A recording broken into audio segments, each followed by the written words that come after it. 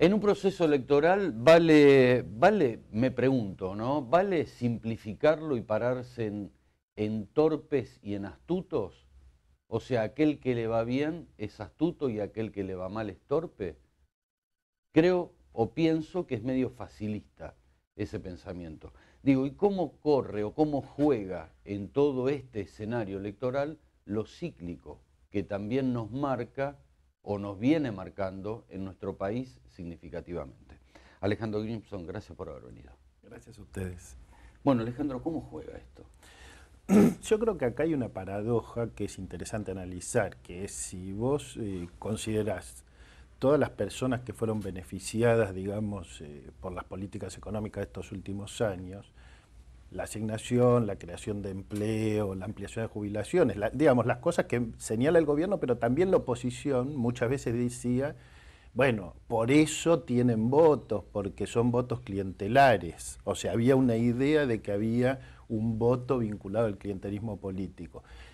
Este escenario mostró que no es así, es decir, que incluso la sumatoria de todas esas personas beneficiadas por ciertas políticas económicas suma más personas que los votos que obtiene el gobierno en las PASO del 2013.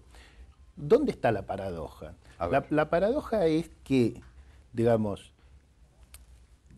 aquellos que gestionaron este proceso dicen, pero ¿cómo puede ser que no todos nos hayan respaldado vis a vis, por ejemplo, las políticas del pasado, del 90 o del neoliberalismo? Yo creo que la sociedad argentina claramente no tiene ninguna vocación de volver al pasado. El punto es que cuando hay ciertos procesos de inclusión o de movilidad social, las personas que se benefician de esos procesos modifican sus expectativas. Quiero decir, una persona que no tenía empleo estaba preocupada por su sobrevivencia. Cuando tiene empleo, no se pasa la vida agradeciendo tener empleo, tiene otras expectativas. Por ejemplo, empieza a preocuparse por otros temas, la inflación, ¿qué sucede? ¿No? Que sobre eso podemos volver. La transparencia, ¿qué sucede? Empieza a hacerse otras preguntas. ¿Qué sucede con la gestión? ¿Qué sucede con el transporte? ¿No es cierto? Empieza a haber otra agenda. Si vos mirás las encuestas del año 2002, 2003, 2004, primero en la preocupación ciudadana estaba el tema del desempleo. Obviamente eso baja porque baja el desempleo y entonces aparecen otras preocupaciones ciudadanas, ¿no es cierto?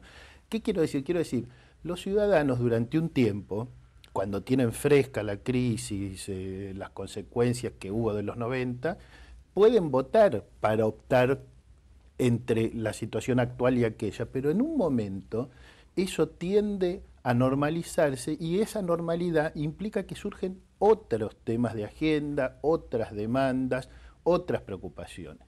Ahí viene una gran pregunta, que es hasta qué punto el gobierno logró hacer una sintonía fina, como dijo la propia presidenta en un momento, respecto de esos procesos. A mí me parece que lo que mostraron las elecciones de 2013 es que hubo dificultades muy serias respecto de eso. Te doy un ejemplo, la inflación. Obviamente la inflación es una preocupación de cualquier ciudadano, cualquiera. Digamos, no importa si es de izquierda, de derecha, de centro, o peronista o radical, cualquiera tiene esa preocupación. Pero la inflación son dos problemas. Uno es la inflación, que implica una discusión de política macroeconómica compleja. Y otra es qué hace el gobierno si reconoce o no reconoce esa dificultad y esa realidad. Y yo creo que el no reconocimiento también genera una molestia, una irritación en la población. ¿A qué me refiero? Quizás recuerdes que Néstor Kirchner, cuando asumió que el país estaba en el infierno, él dijo, estamos en el infierno.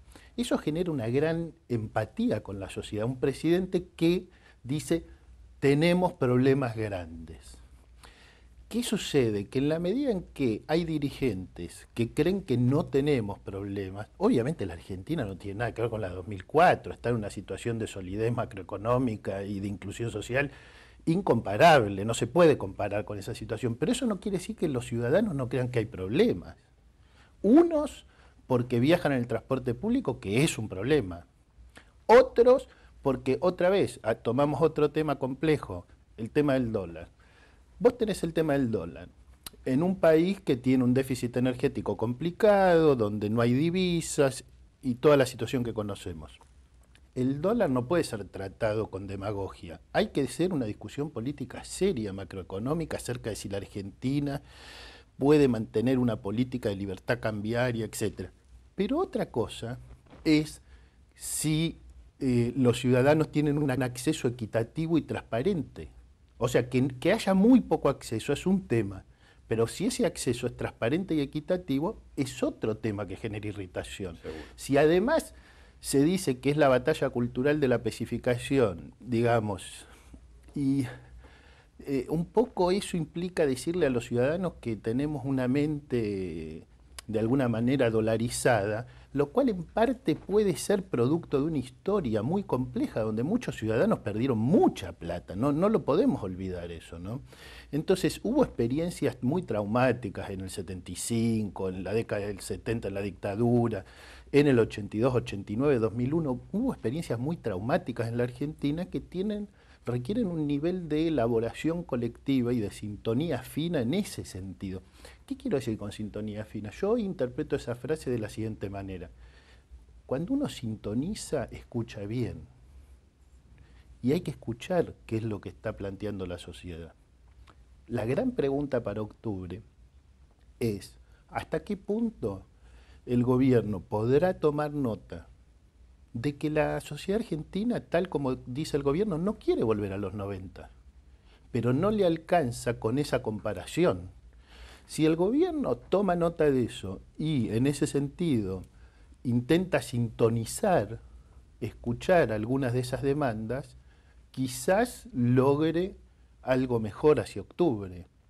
Si el gobierno, por el contrario, se cerrase sobre sí mismo y saliera a defender solo lo que ha hecho, que puede ser muy positivo, incluso muchos sectores de la sociedad lo valoran hacia el pasado, pero tienen un horizonte de cómo podemos mejorar, cómo podemos resolver problemas serios que hay, que aunque no tengan la gravedad del 2001-2002, igual son problemas serios.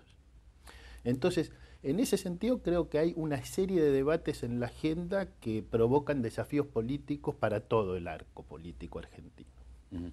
Vos sabés, Alejandro, que pensaba, ¿no? Y siempre cuando está la posibilidad, o tengo en lo personal, de analizar un poco este tipo de comportamientos, uno piensa en democracia. Parece increíble, ¿no? Siglo XXI, que estemos con esa palabra tan cargada de mucha historia. Y yo digo, ¿qué democracia tenemos? Me pregunto, ¿qué democracia queremos tener? ¿Y a dónde podemos llegar con lo que emerge de la sociedad? Sí, yo creo que nosotros, digamos, tenemos 30 años de democracia que si uno lo toma en el sentido estricto de la letra de la Constitución nunca hemos tenido, ¿no? Porque quiere decir, la ley Sáenz Peña generó el voto universal recién en 1912, o sea que estamos en el periodo de vida democrática más extenso de la Argentina, lo cual plantea también cuál es la agenda de esta democracia, cuál va a ser, por ejemplo, la agenda de la transparencia, la agenda de la representación, la agenda de garantizarle a los ciudadanos una serie de leyes que están vigentes, pero cuyo cumplimiento no siempre es exhaustivo, como el caso del acceso a la información pública, digamos. Me parece que hay sectores de la ciudadanía que están preocupados por eso. Me dirán que son sectores de la clase media. Yo respondo, hice una encuesta en el área metropolitana de Buenos Aires, o sea, 13 millones de habitantes. Tomamos una encuesta representativa de esa población y vos le preguntás a la gente, ¿usted es de clase baja, de clase media o de clase alta? 80% responde yo soy de clase media. Clase media baja, clase media media, clase media alta. El 80%. 80%. Hay una encuesta de unos colegas de la Universidad de La Plata, de otro equipo de investigación que no tengo un conocimiento personal de ellos, pero son muy respetados, que les da una cifra muy similar. Es decir, la mayoría de los habitantes hoy, y eso incluso hasta puede ser un logro del gobierno, pero es otra paradoja, porque en la década del 90 estábamos hablando de la desaparición de la clase media. Hoy tenés una mayoría abrumadora de la población que dice que pertenece a algún sector de la clase media. Pero entonces habría que bajarle el tono a cualquier dirigente político que quiera denunciar que la clase media se comporta mal o que la clase Que media... se la ataca, ¿no? No podés denigrar a la clase media porque la población se considera en la Argentina en un porcentaje muy alto de algún sector medio. ¿Por qué? Porque quiere decir, usted fue al colegio, sus hijos tienen acceso a la universidad, tiene una casita o un autito, y aquel que tiene alguna de todas esas cosas ya considera que no está en el lugar más bajo, ¿no? Entonces hay una percepción muy interesante que tiene que ser registrado, porque el gran desafío de todos los sectores políticos es conversar con los excluidos, con los que quedan marginados, con los sectores más empobrecidos, pero también con las clases medias. Porque si vos mirás los proyectos más importantes políticos, democráticos que ha habido en la Argentina, siempre implicaron algún tipo de alianza entre los sectores trabajadores y las clases medias. Seguro, seguro. ¿Y en esto cómo juega, por ejemplo, un discurso agresivo como el que vivimos días pasados, ¿no?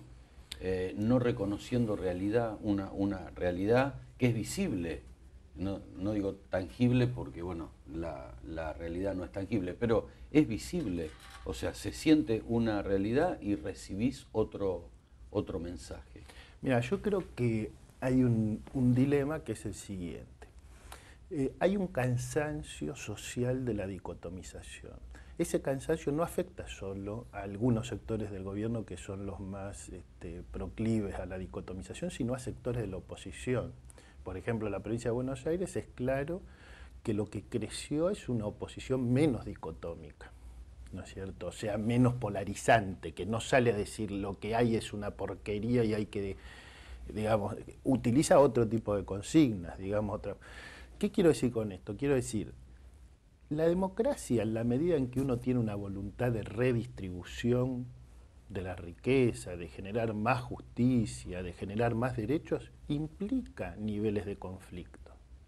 Pero una cosa es la conflictividad inherente a la democracia y a todas las democracias, otra cosa es la dicotomización como forma de la estructuración del lenguaje político. Yo creo que ha hecho crisis la polarización como forma principal de estructuración del lenguaje político, lo cual no niega que si vos mañana salís a preguntarle a la sociedad, pero usted quiere que sean del Estado las jubilaciones o quiere que sean privadas, la gran mayoría quiere que sean del Estado. Gracias nuevamente. Pausa.